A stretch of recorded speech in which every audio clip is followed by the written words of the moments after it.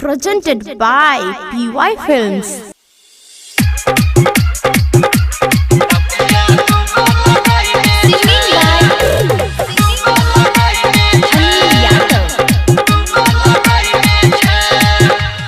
मन में कौनो बात तो खास छुपैने छे।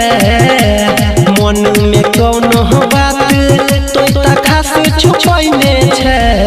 छौरी सुतै छही तो अकेले तकिया दूगो लगैने छे।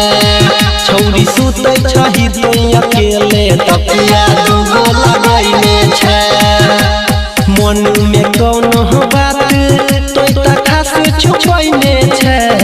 छौरी सुतै छही तो अकेले तकिया दूगो लगैने छे।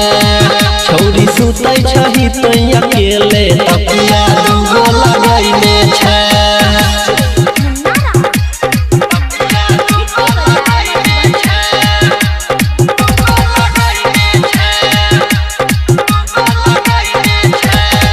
बजते 12 तो छौरी लाइट दै छे काट गे। लगबै नै छे केवारी के किली हल्के से दै छे साइट गे। बजते 12 तो छौरी लाइट दै छे काट गे। लगबै नै छे केवारी के किली हल्के से दै छे साइट गे।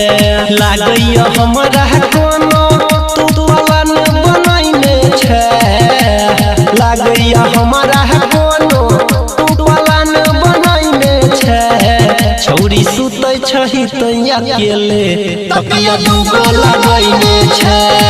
छौरी सुतै छही तो अकेले तकिया दूगो लगैने छे।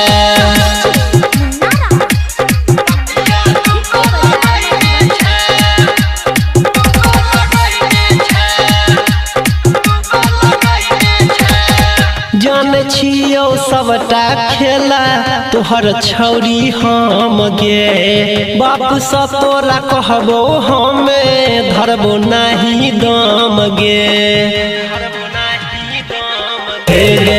जाने छियो सबटा खेला छौरी तोहर हम गे। बाप से तोरा कहबो हमे धरबो नाही दाम गे। राइटर विकेसी कहै छौ इज्जत पानी में डुबैने छे। परवीन देवेंद्र कहै छौ इज्जत पानी में डुबैने छे। छौरी सुतै छही तो अकेले तकिया दूगो लगैने छे। छौरी सुतै छही तो अकेले तकिया